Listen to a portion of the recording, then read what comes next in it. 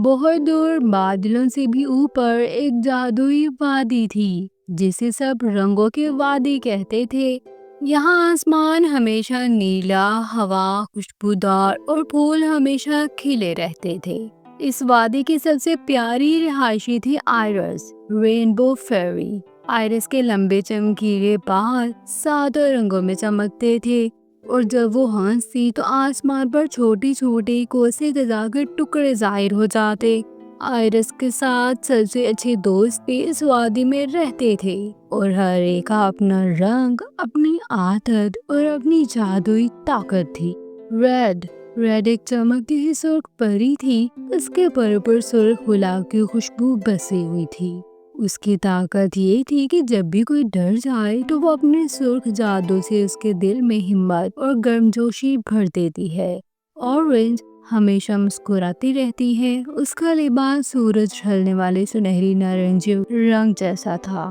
جب وہ ناچتی تو اس کے ارد گرد روشنی کی چھوٹے چھوٹے گولے تیرنے لگتے جو ہر کسی کو خوش کر دیتے۔ یلو کا دل دھوپ کی طرح روشن تھا۔ اس کی طاقت یہ تھی کہ وہ جہاں بھی جاتی وہاں پھول کھل جاتے اور اندھیرے میں روشنی پھیل جاتی۔ گرین کے پروں پر ہری گھاس اور پتے بنے تھے۔ وہ تھکی ہوئی زمین میں نئی جان ڈال سکتی تھی، اور جہاں سے گزرتی وہاں سبزہ اگ جاتا۔ بلو کے آنسو بھی موتیوں جیسی قیمتی تھے۔ جب وہ کسی غمگین کو گلے لگاتی تو اس کا دل فوراً ہلکا ہو جاتا۔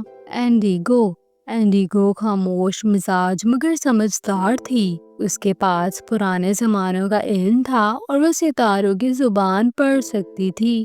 وائلٹ کے پاس ایک جادوئی چھڑی تھی جو لوگوں کے خواب خوشگوار بنا دیتی تھی۔ ایک دن آسمان پر بادلوں کا سمندر چھا گیا۔ بارش برسنے کو تیار تھی، مگر بارش کے بعد بننے والا کوسے خزاں کہیں نظر نہیں آ رہا تھا۔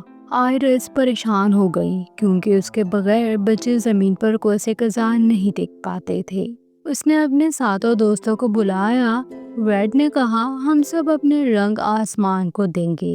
اورنج ہنس کر بولی، اور میں سب کو خوشی کا رنگ دوں گی۔ یلو نے وعدہ کیا کہ وہ دھوپ جیسی روشنی لائے گی۔ گرین نے کہا کہ وہ زمین کو تازہ خوشبو دے گی۔ بلو نے آسمان میں نرمی اور محبت کا رنگ بھرا۔ انڈیگو نے بادلوں سے راستہ نکالا۔ وائلٹ نے خوابوں جیسا حسین رنگ بھر دیا۔ جب سب نے اپنے اپنے رنگ دیے، آئرس نے انہیں کوسے خزاں کی شکل میں جوڑ دیا۔ بارش تھمی اور آسمان پر سب سے بڑا، سب سے چمکتا ہوا کوسے خزاں نظر آیا۔ زمین کے بچے تالیاں بجا کر خوشی سے چیخنے لگے۔ آئرس اور اس کے 7 دوست خوش ہو گئے کیونکہ انہوں نے ایک ساتھ مل کر نہ صرف آسمان کو رنگین بنایا بلکہ سب کے دل بھی خوش کر دیے۔ اس رات زمین پر ہر بچہ مسکراتے ہوئے سویا اور آسمان پر کوسے خزاں دیر تک جگمگاتا رہا۔ تو آپ کو ہماری یہ کوسے خزاں کی پریوں والی کہانی کیسی لگی؟